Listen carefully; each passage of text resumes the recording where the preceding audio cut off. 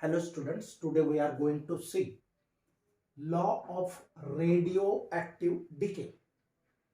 Law of radioactive decay. This is the law. Before that, the word radioactive and the word decay means what? Radioactive or radioactivity means what?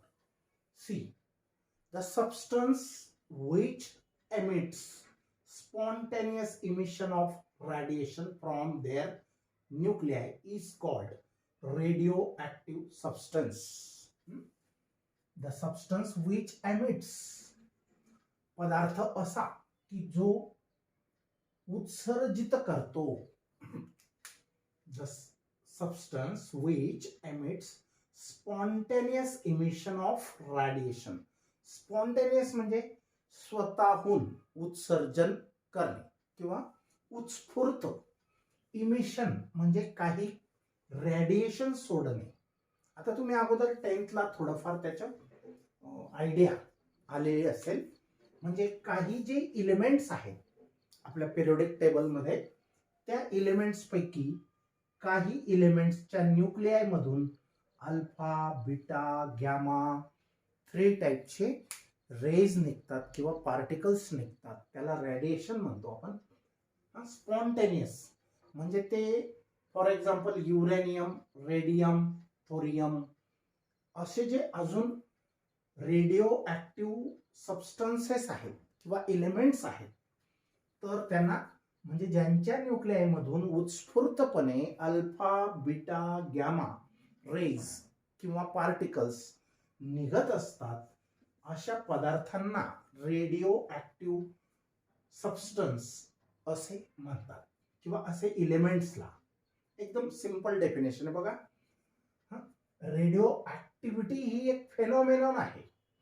Radio active substance मधून जे spontaneous radiation emit केले जातात, उत्सर्जित केले जातात, तर त्या फेनॉमेनॉनला म्हणायचं रेडिओ ऍक्टिव्हिटी. तर बघा, अगोदर आपण काय पाहिलं? रेडिओ ऍक्टिव्ह सबस्टन्स म्हणजे काय? द सबस्टन्स विच एमिट्स, पदार्थ असे की जे उत्सर्जित करतात काय? Spontaneous emission of radiation. Spontaneous म्हणजे स्वतःहून उत्स्फूर्तपणे, इमिशन म्हणजे उत्सर्जित करणे. काय? रेडिएशन. कुठून? From their nuclei. म्हणजे अशा पदार्थांच्या ऍटम्सच्या न्यूक्लियाय मधून जे स्पॉन्टेनियस इमिशन ऑफ रेडिएशन होतं किंवा निघतात, तर अशा पदार्थांना रेडिओएक्टिव्ह सबस्टन्स असे म्हणतात. समजलं? मग the substance which emits spontaneous emission of radiation from their nuclei are called as radioactive substances. For example, uranium, radium, thorium, etc. are the radioactive substances or radioactive elements. मग ही जी emission करण्याची जी process आहे, spontaneous process, this process is called as radioactivity or phenomenon. The phenomenon of spontaneous emission of radiation. अशी घटना अशी की ज्या घटनेमध्ये स्पॉन्टेनियस म्हणजे उत्स्फूर्तपणे इमिशन ऑफ रेडिएशन, रेडिएशन म्हणजे अल्फा, बीटा, गॅमा जे रेज निघतात, तर त्याला आपण रेडिएशन म्हणतो. तर emission of radiation from radio active substance is called as radioactivity. समजलं? मग the phenomenon of spontaneous emission of radiation from the nuclei of radioactive substance is called as radioactivity. अशी जी प्रोसेस आहे, फेनोमेनॉन घटना आहे, कशाची? स्पॉन्टेनियस इमिशन ऑफ रेडिएशन म्हणजे प्रारण किंवा आपण रेज म्हणतो. तर अल्फा, बीटा, गॅमा किरणे निघण्याची जी प्रोसेस आहे किंवा घटना आहे, त्याला रेडिओ ऍक्टिव्हिटी असे म्हणायचं. आता बघा, Henry Becquerel discovered that. Henry बेक्वेरेलने एक डिस्कवरी केली. कोणती? दॅट की हेवी इलेमेंट. आता हेवी इलेमेंट म्हणजे काय? की ज्यांचा मास नंबर माहिती की नाही? तर number of protons plus number of neutrons inside the nucleus, this total is called as mass number. तर mass number should be greater than 82.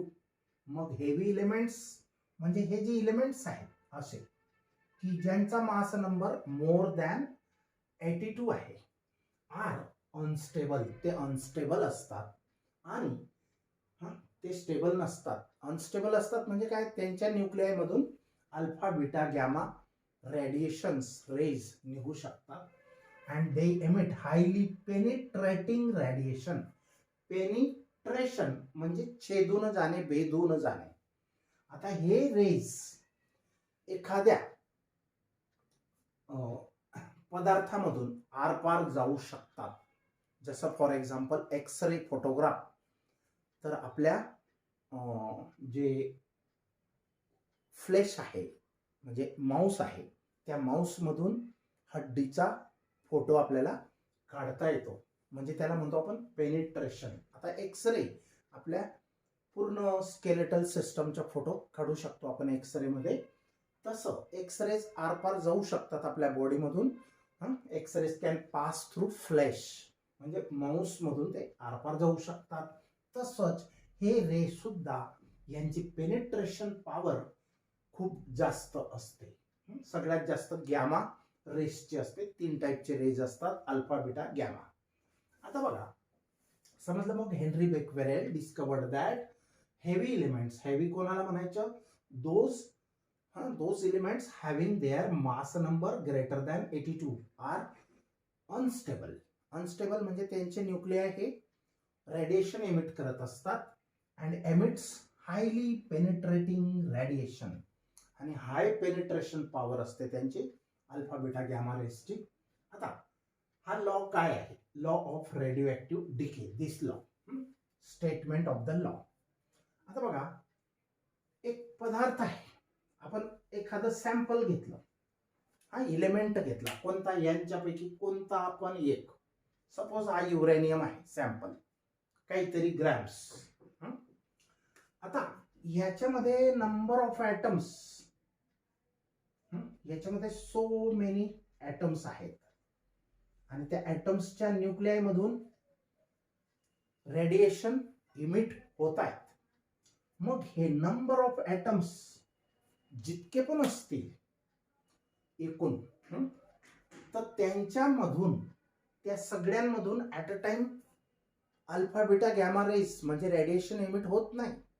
पण त्यांच्यामधले काही आधी एमिट होतात आणि काहींमधून नंतर ते एमिट करतात. म्हणजे आता बघा, ह्या सॅम्पल मध्ये बरेच असे नंबर ऑफ ॲटम्स असतील आणि एव्हरी ॲटम्स मध्ये न्यूक्लियस पण असते. तर हा लॉ काय म्हणतो बघा, radio active law. The number of nuclei undergoing the decay. आता डिके म्हणजे काय? डिकम्पोजिशन जसं होतं. डिके म्हणजे घट, झीज होणे. डिकम्पोजिशनच्या इक्विव्हॅलंट वर्ड आहे डिके. थोडासा फरक आहे. तर डिके हा हळूहळू क्षय होत जाणे, क्षय. तर बघा, the number of nuclei undergoing the decay per unit time. Number of nuclei म्हणजे किती न्यूक्लियाय अंडरगोईंग द डिके, की त्यांच्यामधून डिके होत आहे. डिके होणे म्हणजे अल्फा बीटा गॅमा किरणे निघणे. पर युनिट टाइम म्हणजे युनिट वेळेमध्ये किती न्यूक्लियाय मधून हे रेडिएशन निघत आहे. Is proportional to the. आता इथं सपोज आपण सो मेनी ॲटम्स आहेत आणि त्यांच्यामधून जेवढ्या ॲटम्सच्या न्यूक्लियाय मधून रेडिएशन निघत आहे, तर तेवढ्या नंबर ऑफ न्यूक्लियाय मधून रेडिएशन निघणाऱ्या नंबर ऑफ न्यूक्लियाय ह्या डायरेक्टली प्रपोर्शनल असतात. कोणाला? To the number of nuclei which are remains unchanged at that present at that instant. म्हणजे काय, आता सपोज 100 न्यूक्लिआय असतील, 100 ॲटम्स असतील, 100 मधून 25 हे डिके होत असतील आणि 75 अनचेंज्ड असतील, म्हणजे त्यांच्यामधून डिके होत नसेल, तर 25 म्हणजे number of nuclei that undergoing decay is proportional to the number of nuclei which are unchanged. Means ते एमिट करत नाही, ते जसेच्या तसेच अजून त्यांना प्रपोर्शनल असतो हा नंबर. तर बघा एकदम सिंपल आहे. The number of nuclei undergoing the decay per unit time. Number of nuclei undergoing the decay, जितके नंबर ऑफ न्यूक्लिआय डिके घडवून आणत आहेत, जितके नंबर ऑफ न्यूक्लिआय मधून emission, spontaneous emission of radiation चालू आहे पर युनिट टाइम, त्या number of nuclei proportional असतात कोणाला, to the number of unchanged nuclei present at that instant. आता बघा, आपण या ठिकाणी 100 न्यूक्लिआय कन्सिडर केल्या, यांच्या मधून फक्त 25 न्यूक्लिआय, आता प्रत्येक ॲटम मध्ये न्यूक्लिआय असतो, एक ॲटम म्हटलं तरी चालेल किंवा न्यूक्लिआय म्हटलं तरी चालेल, कारण न्यूक्लिआय मधूनच हे रेडिएशन होत असतं. तर आता नंबर ऑफ न्यूक्लिआय 100 न्यूक्लिआय आहेत टोटल, सपोज फॉर एक्झाम्पल, त्याच्यापैकी 25 न्यूक्लिआय मधून रेडिएशन निघत आहे, तर रिमेनिंग किती अनचेंज्ड 75. तर रिमेनिंगला या न्यूक्लिआय डायरेक्टली प्रपोर्शनल असतात. समजला मिनिंग? म्हणजे ह्याच्या प्रपोर्शन मध्ये हे असेल. आता समजला, लॉ एकदम सिंपल आहे. The number of nuclei undergoing the decay per unit time, decay होणे म्हणजे इमिशन होणे त्यांच्यामधून per unit time, is proportional. या नंबर ऑफ न्यूक्लिआय म्हणजे किती न्यूक्लिआय मधून रेडिएशन होत आहे त्यांची संख्या ही प्रपोर्शनल असते कोणाला, to the number of unchanged nuclei. To the number of unchanged म्हणजे काय, की ज्यांचा चेंज होत नाही. आता ज्या न्यूक्लियस मधून रेडिएशन बाहेर निघतं तर त्याचा मास नंबर चेंज होतो. म्हणजे ज्या पण न्यूक्लियस मधून, आता सपोज हे न्यूक्लियस आहे एका ॲटमचं, आणि याच्यामधून alpha beta gamma rays radiation निघाल्यानंतर त्याचा मास नंबर अगोदर जितका होता तितका राहत नाही, तो चेंज होतो, मास नंबर चेंज होतो. आणि म्हणून इथं म्हटलंय की to the number of unchanged nuclei. Unchanged nuclei म्हणजे ज्या न्यूक्लिआयचा मास नंबर अजून चेंज व्हायचा बाकी आहे. ज्यांच्यामधून रेडिएशन निघाले त्यांचा चेंज झाला म्हणजे ते आता ते न्यूक्लिआय की ज्यांच्यामधून रेडिएशन झालं त्यांचा मास नंबर चेंज झाला म्हणजे ते न्यूक्लिआय आता या एकच इलेमेंटचे राहिले नाहीत, ते आता चेंज झाले. दुसरा इलेमेंटचा मास नंबर तो जितका असेल तसे ते चेंज झाले. बघा, the number of nuclei undergoing the decay per unit time is proportional to the number of unchanged nuclei present at that instant. आता at that instant म्हणजे काय, त्या वेळेला हजर किती होते, प्रेझेंट ॲट दॅट इन्स्टंट, की जे अनचेंज्ड आहेत म्हणजे चेंज झालेले नाहीत. चेंज कोणते होतील, ज्यांच्यामधून रेडिएशन एमिट झालं. तर असे number of nuclei which are undergoing the decay per unit time is proportional to the number of nuclei which are unchanged at that instant. आता बघा, समजलं मग लॉचं स्टेटमेंट. आता बघूया एक्सप्रेशन. तर late n suffix t be the number of nuclei present at any instant t. समजा हा एक सॅम्पल इलेमेंट घेतला, रेडियमचा एक सॅम्पल घेतला आपण. तर ह्याच्यामध्ये सो मेनी ॲटम्स आहेत. ओके, तर NT be the number of nuclei present at any instant T. समजा ह्या सॅम्पल मध्ये NT be the number of nuclei present आहेत. जसं मी अगोदर सॅम्पल सांगितलं त्याच्यात 100 आपण कन्सिडर केले होते. किती? 100. मग समजा एक सॅम्पल आहे, त्याच्यामध्ये NT एवढे नंबर ऑफ न्यूक्लिआय प्रेझेंट आहेत ॲट अ टाइम टी किंवा ॲट एनी इन्स्टंट, म्हणजे कोणत्या तरी एका क्षणाला आपण ऑब्झर्व केलं त्यावेळेला त्या सॅम्पलचे नंबर ऑफ न्यूक्लिआय किती होते? NT इतके होते, N सफिक्स T. आणि त्याच्यापैकी DN be the number of nuclei that disintegrated. Disintegrated means decayed. Decayed म्हणजे त्यांचं डिके झाला.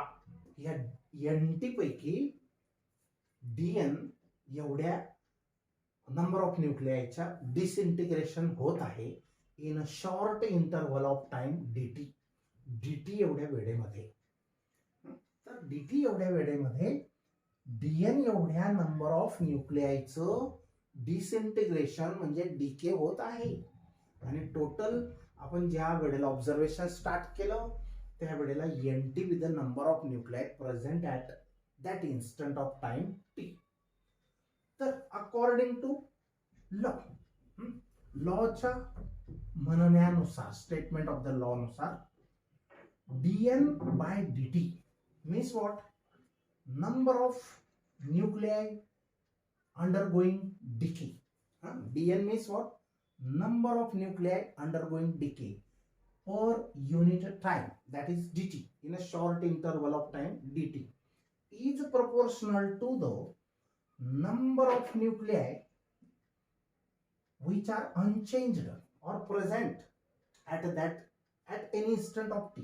NT एवढे न्यूक्लिआय होते, त्याच्यापैकी DN एवढे न्यूक्लिआय पर युनिट टाइम ला डिके करत आहेत किंवा रेडिएशन एमिट करत आहेत. आता या ठिकाणी मायनस साइन काय ते बघणार आहेत आपण. तर negative sign indicates that NT is decreasing with time. म्हणजे ही जी NT total number of nuclei होत्या, तर वेळेनुसार, टाइमनुसार टोटल नंबर ऑफ न्यूक्लिआय म्हणजे NT हा डिक्रीज होत आहे. तर बघा, अकॉर्डिंग टू लॉ हे मायनस साइन अजून बघणार आपण. आता इथं काय केलं? Change minus DN by DT is proportional to N suffix T. आता हा DN बाय DT हे मायनस साइन इकडे ट्रान्सफर केलं, equality. Proportionality sign is removed by equality sign. So this minus sign is transferred on right side. Here on left side DN by DT as it is, and minus lambda into NT. Here this minus sign is transferred here. NT is also on the same side. But for equality we have to put some constant here. Lambda is that constant used. Let it be equation number 1, where lambda is a constant. Lambda हा एक constant आहे, called as decay constant. Lambda ला काय म्हणायचं? Decay constant म्हणायचं, लक्षात ठेवा. आणि आता हे मायनस साइन काय सांगतो? The negative sign indicates that NT is decreasing. NT कमी कमी होत आहे. म्हणजे दर युनिट टाइम, पर युनिट टाइमला डिके होणाऱ्यांची संख्या, number of nuclei which are undergoing decay, they are increasing, and the number of nuclei present which are unchanged, that number is decreasing. Means NT is decreasing with time. The negative sign indicates that NT is decreasing with time. आता आपण NT कशासाठी use करतोय N suffix T? Number of nuclei present at any instant of time T, म्हणजे एकदम सुरुवातीला एवढे number of न्यूक्लिआय होते की जे अनचेंज्ड झाले नव्हते, आणि नंतर dn with the number of nuclei that are going to what change or going to decay, मग त्यांचं डिके होत आहे. तर dn इतकं डिके होत आहे नंबर ऑफ न्यूक्लिआयचं. ओके, हे समजलं. मग आता dn च्या अपॉन nt, आता rearrange the equation number 1. dn upon nt, transfer this nt on that left side and dt on right side. Why? Because this is the arrangement for integration to calculate the integration. मग बघा dn upon nt आणि हा dt तिकडे is equal to minus lambda into dt. dn upon nt is equal to minus lambda into dt. समजलं? हे change केला. आता हे इक्वेशन नंबर 2 बाय रिअरेंजिंग फर्स्टला रिअरेंज केलं, म्हणजे काहीच नाही, एन टी इकडे आणि डी टी तिकडे, interchange the position. Now integrating equation number 2. आता हे इक्वेशन नंबर 2 ला आपण इंटिग्रेट करूया. आता बघा हे दोघं साईडला इंटिग्रेशन साइन यूज केलंय. dn upon nt, integration of dn upon nt is equal to this minus lambda. This is a constant, so taken outside the integration sign and only integration of dt is there. Integration of dt is there. आता या ठिकाणी बघा limit of integration दोघं ठिकाणी वेगळं वेगळं आहे. आता इथं limit of integration n0 to nt आहे, म्हणजे काय? तर आपल्याला dn बाय ent चं कलेक्शन करायचंय कुठून कुठपर्यंत? जेव्हा n0 म्हणजे बिलकुलच कोणताही न्यूक्लिआयचं डिके झालेला नव्हता किंवा डिसइंटिग्रेशन नव्हता. This is the number of nuclei present at the start, आणि nt means number of nuclei, म्हणजे n0 पासून तर nt पर्यंत हे लिमिट ऑफ इंटिग्रेशन आहे. तसंच हा टाइम 0 पासून म्हणजे स्टार्ट पासून तर काहीतरी वेळ होईल तोपर्यंतचा टाइम आहे 0 टू t. हा पिरियड किती पण असू शकतो, मिनिट्स मध्ये, सेकंड्स मध्ये, मिनिट्स मध्ये, अवर्स मध्ये, डेज मध्ये, इयर्स मध्ये पण असू शकतो. ओके, आता काय करायचं बघा, ह्याचं इंटिग्रेशन सॉल्व्ह केलं तर याचं आन्सर येतं लॉग ऑफ nt. याचे इंटिग्रेशन काय येतं? लॉग ऑफ nt, या ntचं.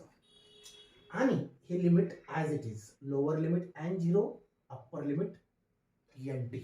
Okay, is equal to minus lambda as it is, आणि याचे इंटिग्रेशन स्मॉल t, लॅम्बडा जसाच्या तसा, आणि dt चे इंटिग्रेशन t. ओके, आता हे अप्पर लिमिट एकदा यूज करायचं. Put here the value of this upper limit minus lower limit. एकदा लोअर लिमिट अप्लाय केलं is equal to right side जशीच्या तशी ॲज इट इज. ओके, आता बघा log of nt minus log of n0 is equal to minus lambda t. Here there is a subtraction of logs, so take common log ला common घेऊ आपण, आणि मग येईल काय? सबट्रॅक्शन. डिव्हिजन असेल तेव्हा सबट्रॅक्शन बनते ना. याला आपण रिव्हर्सली असं सॉल्व्ह करू शकतो किंवा त्याला असं लिहू शकतो, बरोबर. आता log of nt upon n0, कारण इथं डिव्हिजन आहे म्हणून सबट्रॅक्शन आहे, सबट्रॅक्शन आहे म्हणून डिव्हिजन, डिव्हिजन असेल तर सबट्रॅक्शन आपण यूज करतो. तर राईट साइड जशीच्या तशी, हे समजली ही स्टेप. आता पुढची स्टेप काय बघा, या ठिकाणी हा लॉग चेंज करायचे आपल्याला त्या स्टेपला, तर N T upon N zero is equal to E raise to minus lambda T. हे डायरेक्ट ह्याचं आन्सर असं येतं. हे लक्षात ठेवावं लागेल. हा लॉ आपण यूज म्हणजे सॉल्व केला तर ह्याचा आन्सर काय येणार, N T upon N zero is equal to E raise to minus lambda T. This is the exponential rise or sorry exponential function. मग हा एन झिरो इकडे राईट साईडला ट्रान्सफर करा. E raise to minus lambda T as it is, N zero is transferred on that side. So N T is equal to N zero E raise to minus lambda T. याच्यावरून हे आलं. याचं direct answer असं लिहायचं, N T upon N zero is equal to हा E raise to minus lambda T. हा लॉगचा rule आहे. आता हे जे इक्वेशन आहे N T is equal to N zero E raise to minus lambda T, equation number 3. हे equation number 1 होतं. रिअरेंज करून सेकंड बनवलं, मग हे इंटिग्रेशन अप्लाय करून सॉल्व केलं, ते equation number 3. This is the decay law of radio activity. हा आहे डिके लॉ रेडिओ ऍक्टिव्हिटीचा. मग या ठिकाणी आपण हे जे वापरलं minus D N upon D T, the rate of decay काय होता, minus D N upon D T is also called as the activity. A T, activity is denoted by letter A suffix T. समजलं. This is the decay law of radio activity किंवा law of decay of radio activity. आणि minus D N by D T जो आहे that is the rate of decay and it is also called as activity AT and can be written using 1 and 3. आता बघा 1 आणि 3 चा use करून आपण पुढचं इक्वेशन बनवू शकतो. आता या minus D N by D T ला आपण काय म्हणू शकतो, ऍक्टिव्हिटी एटी. म्हणजे AT is equal to minus D N by D T. याला इक्वल टू हे, यालाच आपण ऍक्टिव्हिटी म्हणतो. तर minus D N by D T is equal to AT हे लिहिलं. पण minus D N by D T equal to काय होतो, minus D N by D T equal to lambda N T होतं. फक्त इकडे मायनस साईन आपण तिकडचं इकडे आणलेलं आहे. आता बघा हे जर आपण मायनस साईन इकडेच राहू दिलं तर minus D N by D T काय असेल, लॅम्बडा एन टी. बरोबर, lambda N T minus D N by D T is equal to lambda into N suffix T. हे साईन आपण चेंज केलं असं बनवण्यासाठी, कारण इंटिग्रेशन फाइंड आउट करायचं होतं म्हणून. आता हे इक्वेशन 1 हे आहे, फक्त मायनस साईन इकडे लावलेलं आहे. ओके, हे फर्स्ट इक्वेशन आहे. मग याच्यात हे जसंच्या तसं लिहिलं, फक्त मायनस साईन इकडचं इकडे लिहिलं, कारण याला आपण एटी ऍक्टिव्हिटी असं म्हणतो. आता पुढच्या स्टेपला काय करायचं बघा, आपण एटी इज इक्वल टू या एन टी ची व्हॅल्यू तयार करून ठेवली आहे. इक्वेशन नंबर 3 मध्ये एन टी ची व्हॅल्यू काय आहे, N zero E raise to minus lambda T. तर ह्या लॅम्बडाला जसंच्या तसं आणि एन टी ची व्हॅल्यू एवढी पुटअप केली बघा. एन टी ची value N zero E raise to minus lambda T. हा एटी जसाच्या तसा, लॅम्बडा जसाच्या तसा, एन टी ची व्हॅल्यू आपण एन टी ला रिप्लेस केलं. N T is replaced by N zero E raise to minus lambda T. Let it be equation number 4. आता पुढची step, at a time T is equal to 0, म्हणजे अजून disintegration start झालं नाही suppose. तर at a time T is equal to 0, equation number 4, this 4 becomes. या equation number 4 मध्ये काहीतरी चेंज होणार आहे. टी ची व्हॅल्यू 0 पुटअप करा. मग टी ची व्हॅल्यू A0, हा टी 0 पुटअप केला. So A0 is equal to lambda जसाच्या तसा, एन झिरो जसाच्या तसा, E raise to minus lambda into 0. मग हा फॅक्टर काय झाला, minus lambda into 0 0. So E raise to 0 value is 1. If power is 0, then answer is 1, whatever may be the number of base काही पण असो, पण if the power is 0, then answer is 1. आता बघा ह्या ठिकाणी n0 काय होता, here n0 is the number of parent atoms at a time t is equal to 0. t is equal to 0 म्हणजे आपण ऑब्झर्वेशन स्टार्ट केलेले नाही, त्या वेळेला जे नंबर ऑफ ॲटम्स होते त्यालाच आपण parent atom, number of atoms असं म्हणायचं. तर पॅरेंट आहेत, अजून त्यांचं डिसइंटिग्रेशन झालेलं नाही. मग याची व्हॅल्यू आपण 1 पुटअप केली, 1 into this lambda N 0 remains lambda N 0, याची व्हॅल्यू 1. 1 ने मल्टिप्लाय केलं काही फरक पडत नाही. आणि टीच्या जागेवर आपण काय केला, हा टी होता त्याला 0 पुटअप करायचा, बरोबर, हा 0. मग a0 is equal to lambda N 0. आता हे आपण इक्वेशन 4 इम्प्लाइज, हे जे इक्वेशन नंबर 4 आहे हे काय सांगतं, तर at इज इक्वल टू हा जो लॅमडा एन 0 आहे, at is equal to lambda N 0 ची व्हॅल्यू आपण तयार केली, किती, a0. मग ह्या लॅमडा एन 0 ची value at is equal to a0 put करा. लॅमडा एन 0 ची व्हॅल्यू काय आहे, a0 पुट केली. हा at जसाच्या तसा, लॅमडा एन 0 ची व्हॅल्यू a0 पुटअप केली, नंतर पुढचा factor e raise to minus lambda T as it is, equation number 5. आता हे पण एक इक्वेशन आपण तयार केलं. आता याच्यावर ऍक्टिव्हिटी मेजर करू शकतो. तर बघा ही ऍक्टिव्हिटी आफ्टर टाइम टी आणि ही activity at the start when the time is 0. Okay, activity is measured in the unit of Becquerel. Becquerel च्या युनिट मध्ये, कारण तो सायंटिस्ट जो होता त्यांनीच हे फेनॉमेनाच्या डिस्कव्हरी केलेला आहे, म्हणून ते in the memory of that scientist name given to unit is becquerel. आता इथं बी कॅपिटल घेतला नाही, इथं बेक्वेरेलचा बी जो आहे तो कॅपिटल आहे, कारण here we are using as a name but here as a unit. So unit of, in 11th we have seen that unit, there are certain rules to use the units or to write the units. So here small letter is used, but in symbol if you want to write then B should be capital, BQ means for becquerel. आता 1 becquerel म्हणजे 1 decay per second, 1 decay पर second. आता decay होणे म्हणजे काय, एक वेळेचा decay, alpha beta gamma जो पण असेल.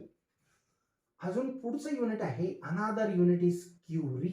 हे स्मॉल युनिट आहे, becquerel is a smaller unit, but another unit curie is denoted by let this C is also small like B of becquerel.